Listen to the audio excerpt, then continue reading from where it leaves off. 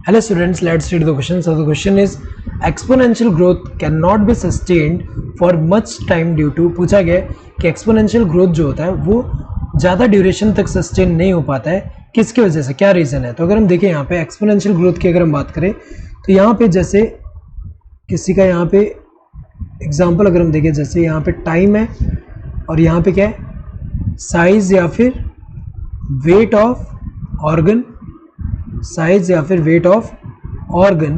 तो अगर देखा जाए इनिशियली क्या होगा कि जब नंबर ऑफ सेल जो होंगे ऑर्गन के अंदर वो कम होंगे, तो इनिशियली धीरे धीरे यहाँ पे ग्रोथ हो रहा है। सो जो धीरे धीरे ग्रोथ होगा क्योंकि नंबर ऑफ सेल जब यहाँ पे अगर हम देखें, जैसे यहाँ 2 है तो 2 से 4 होंगे, 4 से 8 होंगे। तो इनिशियली क्या हो रहा है कि जो नंबर ऑफ सेल ऐड जो हो रहे हैं वो क्या हो रहे हैं, कम कम ऐड हो रहे हैं, यहाँ पे इतना ज़्यादा इंक्रीज नहीं देखने को मिल रहा है। सो ये वाला फेस अगर हम देखें, ये क्या है, लैग फेस है। देन आफ्टर सर्टेन यहाँ पे टाइम अगर हम देखें, यहाँ पे जब नंबर ऑफ सेल इनफ हो जाएंगे, जैसे 1000 हो गए या 2000, तो 2000 से अगर हम देखें सीधे 4000 होगा, 4000 से सीधे 8000 होगा। तो अब जो ग्रोथ होगा वो कैसा होगा, एक्सपोनेंशियल ग्रोथ होगा यहाँ पे। और एक्सपोनेंशियल ग्रोथ अगर हम देखें, इससे जब नंबर ऑफ सेल्स बहुत ज़्यादा यहाँ पे आ गए, लेकिन हमें पता है कि जो सोर्स यहाँ पे रिसोर्स जो होगा, यहाँ पे कंडीशन कैसा है, लिमिटेड रिसोर्स होगा। और लिमिटेड रिसोर्स होने की वजह से क्या होगा कि हमें पता है कि ये एक पर्टिकुलर अमाउंट ऑफ सेल या फिर पर्टिकुलर नंबर ऑफ सेल जो है उसको सस्टेन कर पाएगा। उससे ज़्यादा अगर इंक्रीज होंगे तो हमें पता है कि रिसोर्स अगर हम देखें ज़्यादा उसका यूटिलाइजेशन होगा, जिसकी वजह से क्या होगा, कुछ को मिलेगा कुछ को नहीं मिलेगा, जिसकी वजह से क्या होगा, जिनको नहीं मिलेगा उनका डेथ होगा। तो अगर देखा जाए यहाँ पे लिमिटेड रिसोर्स होने की वजह से यहाँ ग्रोथ में अगर हम देखें इतने ही नंबर ऑफ सेल्स यहाँ पे मैक्सिमम आ पा रहे हैं। इसके बाद अगर हम देखें यहाँ पे क्या हो जा रहा है, ग्रोथ इससे ज़्यादा इंक्रीज नहीं हो पा रहा है। तो अगर देखा जाए ये जो है यहाँ पे स्टेशनरी फेस आ रहा है, तो ये वाला जो है इसको एक्सपोनेंशियल फेस बोलते हैं, जिसको लॉग फेस बोलते हैं। सो लॉग फेस को ही हम क्या बोलते हैं, एक्सपोनेंशियल फेस बोलते हैं, एक्सपोनेंशियल फेस बोलते हैं यहाँ पे। और ये जो है जहाँ स्टेशनरी वाला आ रहा है यहाँ पे, इसको हम क्या बोलते हैं, स्टेशनरी फेस बोलते हैं। तो अगर देखा जाए यहाँ पे ये जो है एक्सपोनेंशियल ग्रोथ जो है वो मच टाइम तक सस्टेन नहीं हो पाता, किसकी वजह से, because of the limited resource.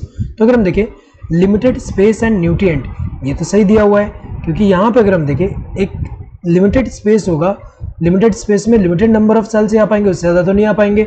और न्यूट्रिएंट भी लिमिटेड होगा, इसीलिए अगर हम देखें एक पर्टिकुलर अमाउंट ऑफ या पर्टिकुलर नंबर ऑफ सेल्स यहाँ पे सस्टेन कर पाएंगे। और उससे ज़्यादा जब इंक्रीज होगा तो हमें पता है कि कुछ को रिसोर्स मिल पाएगा कुछ को नहीं मिल पाएगा, जिसकी वजह से जिनको नहीं मिल पाएगा उनका डेथ हो जाएगा। सो उससे ज़्यादा ग्रोथ नहीं देखने को मिलेगा, ये तो सही है।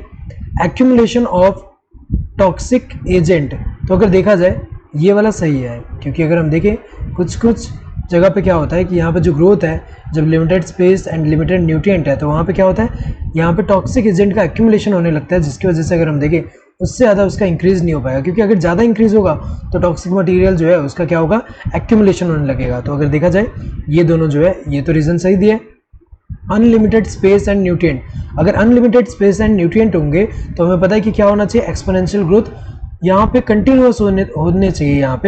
यहाँ पे जो है ऐसा नहीं आएगा, सीधा एक्सपोनेंशियल होता रहेगा, ऐसा तो नहीं है यहाँ पे। सो सस्टेन नहीं कर पा रहा है यहाँ पे, अगर हम देखें कुछ टाइम तक ही सस्टेन कर पा रहा है, किसकी वजह से, because of the limited space and nutrient. ये अनलिमिटेड स्पेस एंड न्यूट्रिएंट होगा तो वो तो यहाँ पे कंटिन्यूसली अनलिमिटेड टाइम तक ये जो है इंक्रीज होता रहेगा, ये तो गलत है। एक्यूमुलेशन ऑफ न्यूट्रिएंट एजेंट, ये तो गलत है, न्यूट्रिएंट एजेंट के एक्यूमुलेशन की वजह से ये सस्टेन नहीं कर पा रहा है, ये तो गलत दिया हुआ है। ये दोनों सही है। सो करेक्ट आंसर क्या होगा, 1 and 2। दिस थर्ड 1 and 3 तो नहीं होगा क्योंकि थर्ड वाला गलत है, एंड थर्ड एंड फोर्थ दोनों ही गलत है यहाँ पे, ये तो गलत ही है। फोर्थ गलत है, सेकंड सही है, लेकिन ये तो गलत है, इसकी वजह से गलत होगा। Correct answer would be this third 1। Hope you understood the question, thank you and all the best.